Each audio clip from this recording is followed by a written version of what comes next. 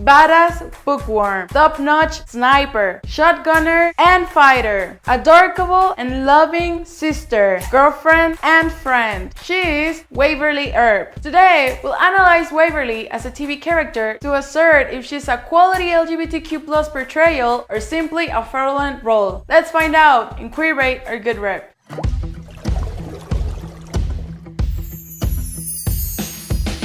Hey, my name is Jem. To analyze Waverly, we're gonna be using the Russo test that set some points for good LGBTQ+ representation, and because 2016 happened, I added a bonus point to it, because LGBTQ+ fans deserve better. Now the goal here is not to simply discourage everyone about their favorite characters, but to bring awareness to writers, producers, and creators, since I'm one of them, on how important it is for us, the LGBTQ+ fans, to have good representation and how easy it can be. Number 1. The character is identifiably LGBTQIA+. Yes. Although it takes around one season for it to be 100% identifiably, what's with the realization that you might be queer thanks to a tall and hot officer with red hair and kind eyes that unapologetically hits on you, Waverly does eventually accept her attraction to Officer Hot and gets the girl, making her WLW. So yeah, she's pretty LGBTQ+. Number 2. The character is not solely or predominantly defined by their sexual orientation or gender identity. Yes. Her sexual orientation is discussed a few times over, mainly in season 1, since it is when she starts questioning her sexuality and struggling with accepting who she's attracted to, Officer Hot, while having all her life tried to fit in. But it really isn't her main arc, it's more like a background arc, and I believe it's more just a part of who she is discovering herself to be, and even less so than the fact that she's becoming a demon fighter, and on seasons later, discovering she might not be completely human.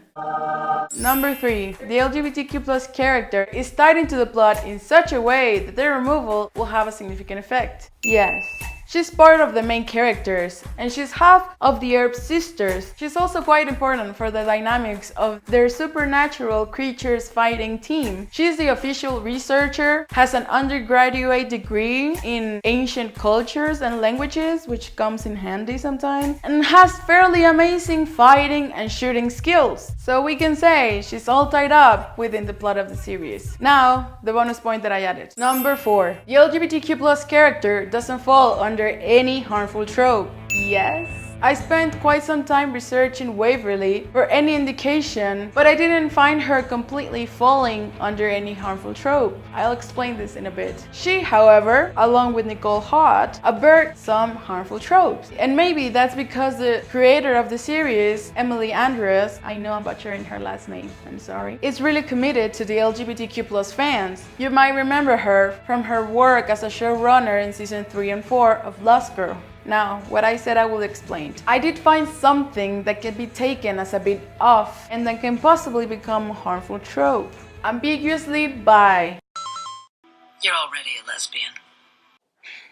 Never mind. Verdict. Waverly is indeed the LGBTQ+ representation of our dreams. She's living proof that it is possible to have good and believable LGBTQ+ portrayals in supernatural Western horror movies and series without falling under harmful tropes, like being the only one dying. It's 2018 indeed, and it is time for us to get the representation that we deserve and have our beloved ships, like Way Hot, to have good and healthy storylines that go beyond their sexual orientation. Easy fix. When I shot the video, I had an easy fix for a possible harmful trope she could fall under in the future, which had to do with the ambiguity of her sexuality, since they kept calling her bisexual outside the show, but not inside it. But then episode 6 of season 3 came out, and Waverly's mom called her a lesbian, and invalidated all of that possible bi erasure, since she's not bi. So, there's no easy fix needed.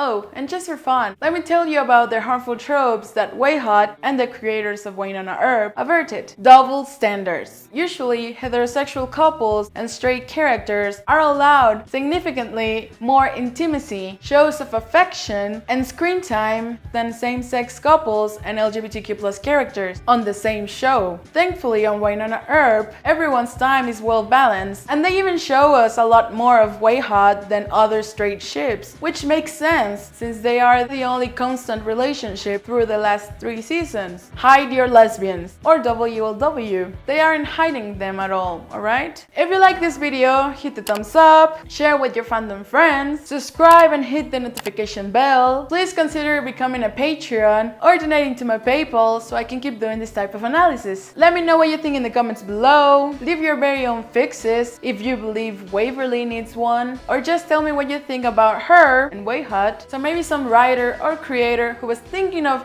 lazily writing a WLW character with any harmful trope can understand why it matters to have good and verbally confirmed LGBTQ+ portrayals and can come up with much better plots for them. Significantly.